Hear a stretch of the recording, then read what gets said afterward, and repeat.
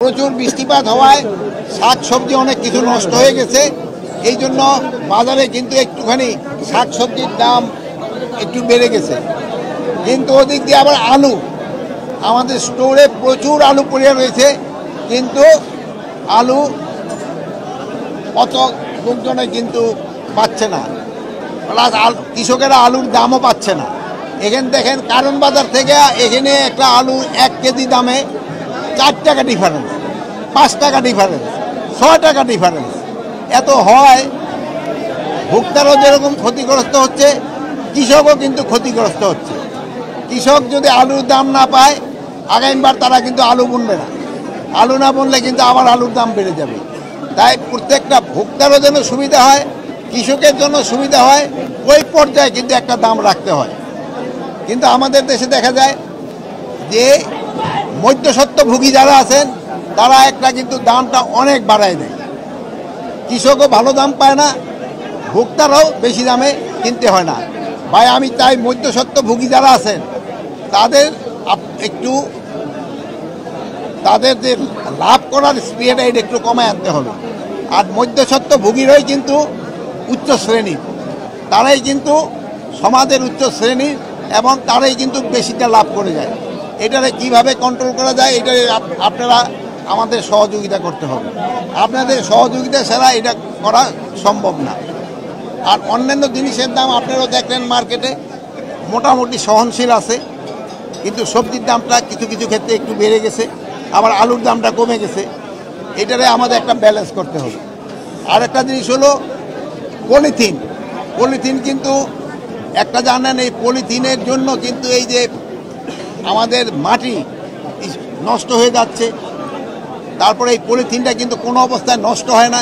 এই যে ধরেন যে অনেক সময় যে পানি আটকে যায় পলিথিনের জন্য, পলিথিনের কোনো উপকারিতাই নাই, এটার অপকারিতাই সবচেয়ে বেশি। আর আমরা যদি এই পলিথিনটা বন্ধ করতে পারি, আমাদের পাটের ব্যাগ যদি আমরা ব্যবহার করতে পারি, যেহেতু একসময় আমাদের কিন্তু পাটের একটা বিরাট চাহিদা ছিল, এখন কৃষকরা কিন্তু পাটের ওরকম দাম পায় না। এখন আপনারা যদি পলিথিন ব্যবহার বন্ধ করে পাটের ব্যাগ ব্যবহার শুরু করেন, তবে আমাদের কৃষকরা লাভবান হবে, আমাদের স্বাস্থ্যসম্মত জিনিস হবে, এবং পরিবেশের জন্য একটা ভালো জিনিস হবে। তাই আপনাদের কাছে সবার কাছে অনুরোধ করব, আপনারা পাটের ব্যাগ ব্যবহার করেন। এখন যদি আপনাদের কারো কোনো প্রশ্ন থাকে, আরেকটা জিনিস হচ্ছে চাঁদাবাজি। এই মোহাম্মদপুর মিরপুর এলাকায় চাঁদাবাজিটা একটু বেশি হয় সব সময় রিপোর্টিং।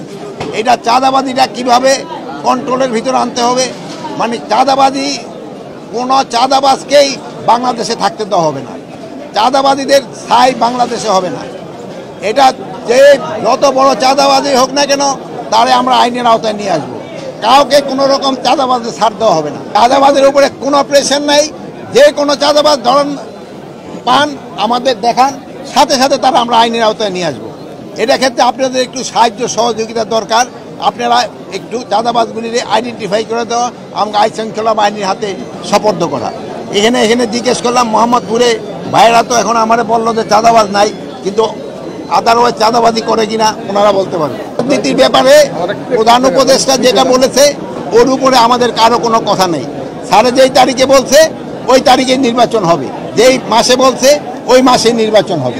কে কি বললো ওইটা শোনার আমাদের কোনো দরকার নেই। নির্বাচন ঠেকাতে আপনারাই প্রস্তুত। নির্বাচন ঠেকাতে হলে প্রথম প্রস্তুতি দরকার হলো রাজনীতি পার্টিগুলি যারা নির্বাচন অঙ্গ। তারপর সবার আগে আপনি যদি বলেন যে জনগণ যেসব নির্বাচনের মুখী হয়ে যাবে, কেউ এটার বাধা দিতে পারবে না। জনগণের মেয়ে, রাষ্ট্রের ক্ষমতা হলো জনগণের হাতে। জনগণ যেসব চাবে আমি নির্বাচনের দিকে চলে যাব, কারো কোনো শক্তি নাই নির্বাচন বন্ধ করবে। আরে অনেকে তো অনেক কথা বলবে, যেমন আপনি ভাই একটা প্রশ্ন করবেন, উনি আরেকটা করবে, উনি এক একজনের এক একটা মত থাকবে, কিন্তু জনগণ যেসব চাবে কেউ বন্ধ করতে পারবে।